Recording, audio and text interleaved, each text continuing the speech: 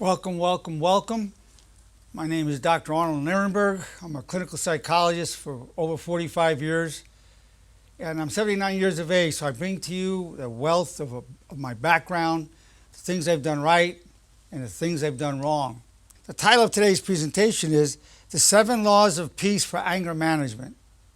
The 7 Laws of Peace for Anger Management. Anger management is a huge field. There are many valid approaches. What I'm about to present to you is an extremely powerful approach to it. So what I'm going to do, I'm going to start off with what I call the bridge, or also I'm going to call the law of peace. You're going to see it at the end where we're going to incorporate it as the law of peace. And the law of peace is what I call a bridge from honor to reality. The law of peace is this: what's the most honorable thing to think, say, and do? What's the most honorable thing to think, say, and do? So you'll be repeating that 3 times a day.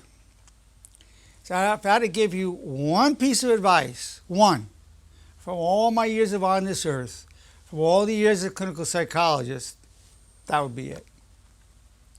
And I'm not even defining honor to you. I have a whole system of defining honor as the 4 commandments of honor, but whatever honor is to you, when I talk about it within my system, it's I wish you well, I take full responsibility for co-creating my reality and my problems, I'm grateful for the power I gain from hardship.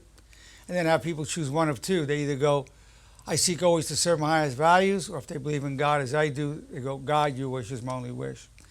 So when I'm talking about honor, I'm talking in the context of these 4 commandments of honor. I call them the 4 commandments of honor because you're commanding the honor that's already within yourself, because you already accept these principles, to arise into manifesting in your thoughts, words, and actions.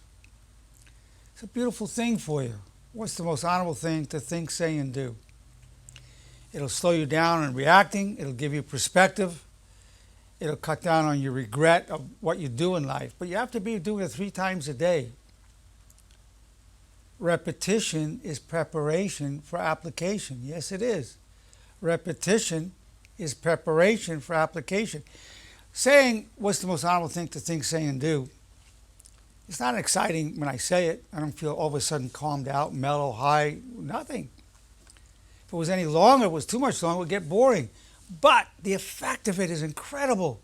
Just awesome what it's going to do for you. So that's one of the 7 laws of peace, and it's the primary law. I call that the primary law of peace. The primary law of peace.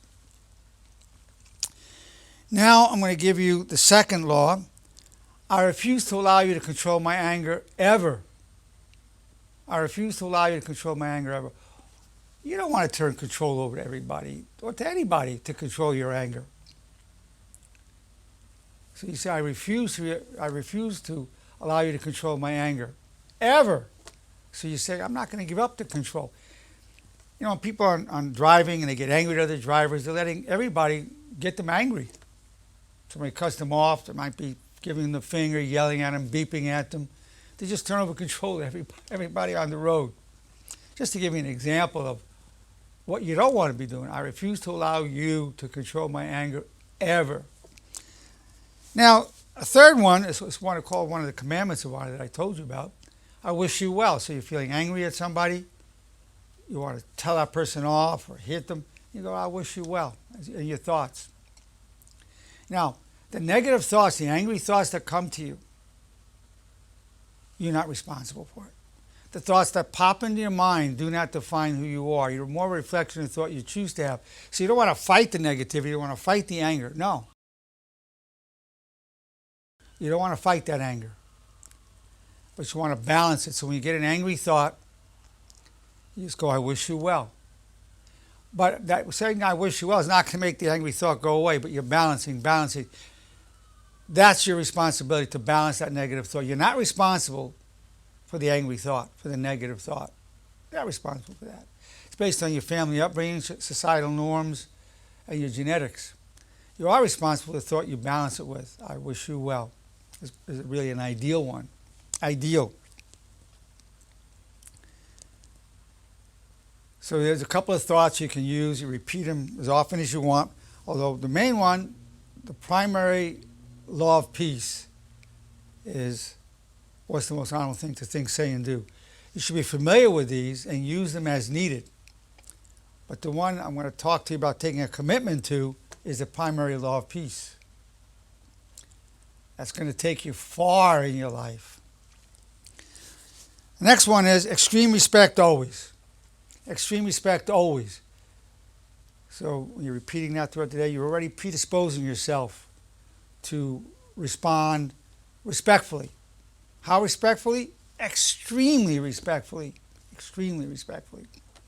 And that predisposes you towards respectfully real communication. Let me give you a difference between being real and respectfully real. Being real could be something like, hey, I've always thought you're stupid and ugly. I don't like you, never did. I want things to do with you. That's being real. Creates a wall or a barrier. Respectfully real might go this way. When you said what you did, I felt hurt and humiliated. If you could find it in your heart to apologize, I'd be grateful. Just for example. Creates a bridge or a connection. That's respectfully real communication. So when you go in extreme respect always, the more often you're saying it, the more predisposed you are, because repetition is preparation for application. Just hearing me say these things to you won't do you a lot of good. Certain portion of these have to be repeated, but particularly the one I'm going to ask you to commit to is what's the most honorable thing to think, say, and do, the primary law of peace. One of the most powerful ones you can do is I love you. I mean, I thought you're getting upset with somebody, you're frustrated with them, you're angry, you feel hurt, humiliated, abandoned, neglected, whatever. I love you. That's powerful. Love is powerful. That one might start really toning it down more quickly. Now, the other one is, I refuse to react to your negativity. I'll only respond to your vulnerability. When anybody's negative, they're disrespectful, they're angry, they're aloof, always they feel vulnerable. They feel hurt, neglected, humiliated, disrespected, abandoned, inferior, jealous, overwhelmed. Sort of like a 2-year-old coming up to you and going, I hate you, I hate you, I hate you. You don't go, you brat, you poop in your diapers and I have to clean that. I hate you. You don't say that to a 2-year-old. You go, come here, mijo. Come here, sweetheart. I love you. Come here, sweetheart. Come here, mijo. You kiss him. Well, it doesn't matter if somebody's 2, 22, 82, or 122. Your goal is to respond to the vulnerability. I refuse to react to your negativity. I will only respond to your vulnerability. A corollary of that, another law of peace, the 7th one, I refuse to react to my own negativity. I will only respond to my vulnerability. I refuse to react to my negativity. I will only respond to my vulnerability. Once you start getting angry, the anger kind of builds on itself. You start justifying it, you get into it, you get carried into it. Once you're 5 or 10 seconds in, it's pretty hard to stop. I refuse to react to my negativity. I respond only to my vulnerability.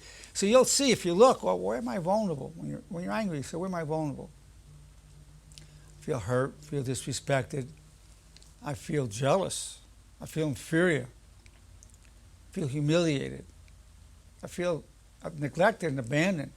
You start doing that, that gives you something more constructive to work with. You can tell the person that, or at least you know what's going on. You're not covering it up with that anger.